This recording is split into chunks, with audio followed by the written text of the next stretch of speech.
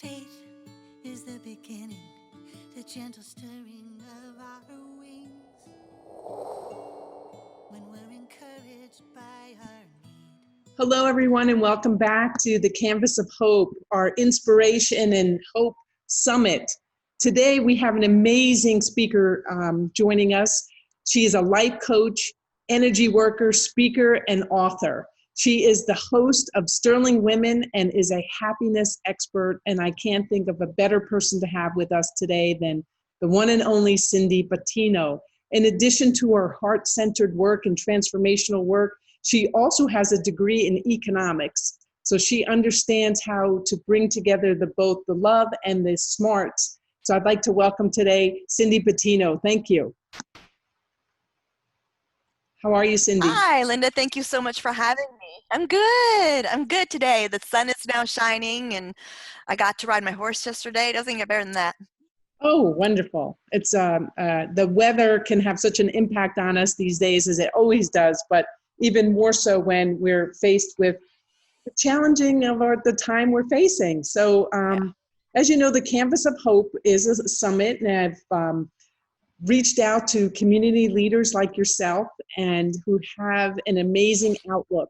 And I'd love for you today to just share with us some of your insight and wisdom on how we can live as happy a life given everything that we're facing with in today's time.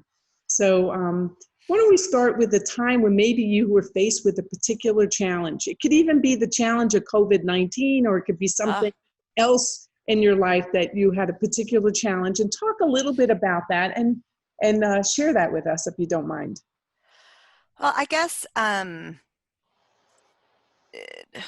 of the most challenging and inspirational times in my life was in my early 30s when I had a set of 3 different epiphanies, and that set me on my journey and my quest for happiness. I realized that there was a distinct difference between and a disconnect between my reality and like the true reality of my situation. I had 2 beautiful children. I lived in this beautiful house in Fairfax. I had a husband that loved me. I loved him. We had food on the table. We had clothes on our backs. And I think if someone was looking in the window of my home at that time, they would have gone, "Oh my gosh, like you have like the best life." And I was miserable, right? So the second epiphany was that, like why am I miserable? Like what? So what was the deal? And ultimately in all of the epiphanies, it was, to keep this short, was that I realized that I was not given the skills to have a happy life, to be a good spouse or a healthy spouse, or even be the parent that I wanted my children to have. And so I decided to go and I decided to find those skills. Those were the skills I wanted to learn. So if there was a book about how to be a happy blank or a better blank, I was in. So and that's why I do what I do with my clients, because I think a lot of people don't have the skills that we need to find happiness in our life. How did you develop those skills? What were some of the things that you did in developing the skills for happiness? It's a good question. I was in therapy. I read books. I took workshops, and I finished my degree at Mason, and realized that I was actually smart. And that was something I didn't believe about myself. And then ultimately, I went to the Barbara Brennan School of Healing and got a 4-year degree in energy science. And that's where a lot of my deep relationship skills came from. Wonderful. So it sounds like you spent many years studying and really getting additional degrees in addition to your degree in economics. And in a short period of time, what would you say might be 3 or 4, 5 things that somebody could do to help to bring a little bit more of what took you years to still down a couple things that people can be doing now that can help to raise a level of happiness given the current state of what we're all facing? Well, we're in the unknown, right? Every day it's changing, right? We're watching our bank accounts, go down. We're watching the stock market do crazy things. It's the greatest obstacle to happiness is fear. But Mm. we're human beings, and so we will react to fear. I mean, fear is a real thing. So I think it's really more how you balance the fear right now. And so I don't turn on the TV more than 20 minutes with regard to the news. And actually, I'm getting most of my news from the internet. And I keep it very minimal right now, because the more the TV is on, the more you're listening to COVID, COVID, COVID, the more as human beings we will react to that fear. We have a very young part of our psyche that's terrified right now, and it's terrified of the unknown. But the beautiful thing about the unknown, Linda, is that the unknown is where music comes from. The unknown is where creativity comes from. The unknown is where inventions and innovation comes from. The unknown is where possibilities exist, limitless possibilities. And you're seeing it. I mean, we're doing it right now, Zoom, right? People are shifting and pivoting so quickly with what's going on, and people are showing up. I mean, look at like LL Bean. They're like, nobody's going to buy a dog bed right now. Dogs can sleep on the freaking floor. So they take the material that they use on dog beds and they're using it to make masks and help the people that are out on the front lines right now. I mean, if people can not bow to fear and not collapse in fear, then they can go through the fear and say, how do I want to show up today? What can I do with my quarantine today? What can I do? What purpose can I have? And that's what you're doing right now, right? How can I bring people together to help people right now in this very scary time? So, limiting the amount of fear that we allow in to our homes, into our lives, using this as a time to be as creative as possible with our businesses, with our time, getting out in nature. Please, God, we need to be outside. I mean, even if it's just on your balcony or your deck, plant flowers, plant food. I mean, just get out and be as creative as possible, I think right now is really a good way to balance that fear. What amazing. I am like taking notes unbelievably, because you just really hit on so many wonderful tips that I feel inspired. I have the goosebumps. I feel like, if I would just take a look at some of the easy things that you've just mentioned, it's really about being present. It's about knowing that things are going to change, right? And then to tap into this unlimitless potential and creativity, and to know when we can tap into nature and to music and the things that can lighten the load and avoid the TV time, could really help to brighten one's day. Yeah, I'm going back. I haven't, so I was a professional dancer back in the day, and my son is a professional dancer in Israel right now. He's doing ballet classes. I'm taking ballet for the first time in like 30 something years, and it's very humbling. Being like 30 something years older and being like a lot more in pounds, lifting those legs ain't as easy, but it's fun, going back to the roots. I mean, we have the opportunity. There are opportunities here for us to do things and maybe take things forward and let some other things go. Yeah. So what are some things that what are some of the things that we can let go of? Oh, well, a lot. Well, yeah. So I think we're seeing the beauty of having a simpler life. I think this is busy, busy, busy, busy, go, go, go, go, have to do. Even for our kids I think we're seeing the beauty of pausing. I think we're seeing the beauty of not being so hurried that we don't have time for, right? I think we're seeing the beauty of YouTube and Zoom and everything that's available to us for free that we wouldn't have done before. I think we're learning I mean, I'm learning so much. First, it was learning how to do a live event with Sterling Women. I'd never done a live event from A to Z before, so that was a whole learning curve. It was wonderful. You did an amazing job. I just can't tell Thank you you. how amazing that was. But now the learning curve is how to do it virtually and how to do it well virtually. So it's embrace the learning that's going on right now. I mean, we're going to come out of this smarter. We might not have as much money, but we're going to come out of it smarter.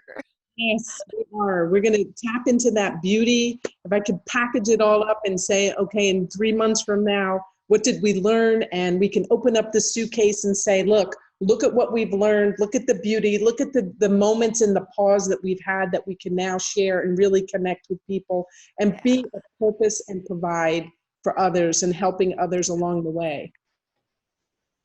I really think that we're going to come out of this with clarity, a really good sense of clarity, like what we want to take forward, what we want to leave behind, what makes us happy, what our bad habits are, because in fear we go down to that young part of our psyche and we can behave very badly.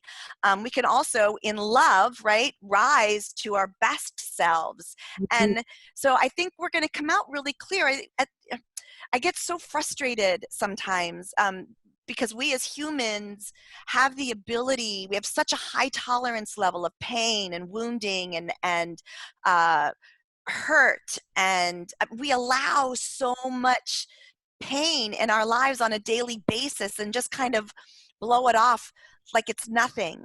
I mean, people, now is the time to say, COVID didn't get me, and I'm coming through scathed but not defeated. And now how do I choose to live my life? Do I want to stay in that unhappy marriage? Do I want to stay in that abusive relationship?